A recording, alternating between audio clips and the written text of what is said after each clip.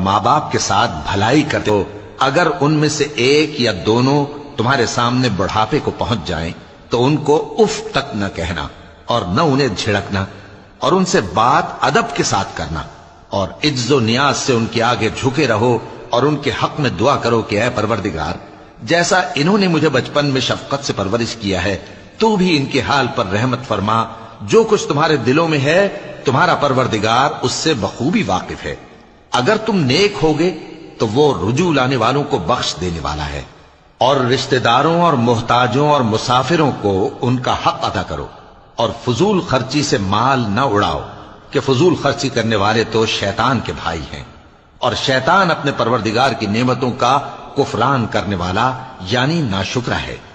اور اگر تم اپنے پروردگار کی رحمت یعنی فراخ دستی کے انتظار میں جس کی تمہیں امید ہو ان مستحقین کی طرف توجہ نہ کر سکو تو ان سے نرمی سے بات کہہ دیا کرو،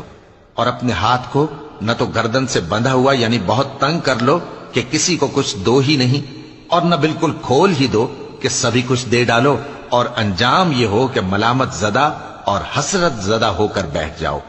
بے شک تمہارا پروردگار جس کی روزی چاہتا ہے فراخ کر دیتا ہے اور جس کی روزی چاہتا ہے تنگ کر دیتا ہے،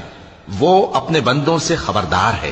اور ان کو دیکھ رہا ہے۔ اور اپنی اولاد کو مفلسی کے خوف سے قتل نہ کرنا، کیونکہ ان کو اور تم کو ہم ہی رزق دیتے ہیں، کچھ شک نہیں کہ ان کا مار ڈالنا بڑا سخت گناہ ہے، اور زنا کے پاس بھی نہ جانا کہ وہ بے حیائی ہے اور بری راہ ہے، اور جس جاندار کا مارنا اللہ نے حرام کیا ہے اسے قتل نہ کرنا مگر جائز طور پر یعنی بفتوائے شریعت، اور جو شخص ظلم سے قتل کیا جائے ہم نے اس کے وارث کو اختیار دیا ہے کہ ظالم قاتل سے بدلہ لے، تو اس کو چاہیے کہ قتل کے قصاص میں زیادتی نہ کرے کہ وہ منصور و فتح یاب ہے، اور یتیم کے مال کے پاس بھی نہ پھٹکنا مگر ایسے طریق سے کہ بہت بہتر ہو، یہاں تک کہ وہ جوانی کو پہنچ جائے، اور عہد کو پورا کرو کہ عہد کے بارے میں ضرور پرسش ہوگی،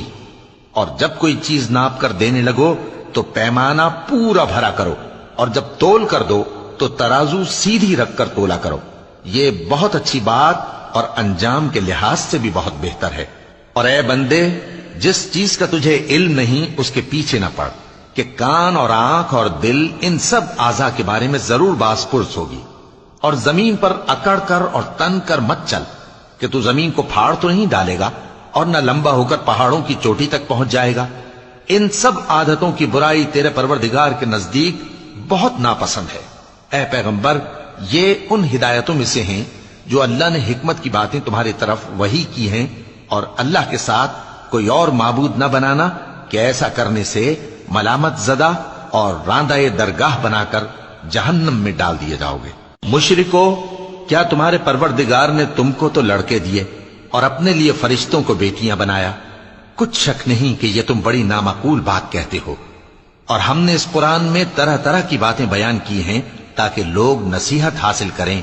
مگر وہ اس سے اور بدک جاتی ہیں۔ کہہ دو کہ اگر اللہ کے ساتھ اور معبود ہوتے جیسا کہ یہ کہتے ہیں تو وہ ضرور عرش والے کی طرف لڑنے بھیڑنے کے لیے رستہ نکالتے، وہ پاک ہے، اور جو کچھ یہ بکواس کرتے ہیں اس سے اس کا رتبہ بہت عالی ہے۔ ساتوں آسمان اور زمین اور جو لوگ ان میں ہیں سب اسی کی تسبیح کرتے ہیں، اور مخلوقات میں سے کوئی چیز نہیں مگر اس کی تعریف کے ساتھ تسبیح کرتی ہے، لیکن تم ان کی تسبیح کو نہیں سمجھتے، بے شک وہ بردبار ہے، غفار ہے۔ اور اے نبی،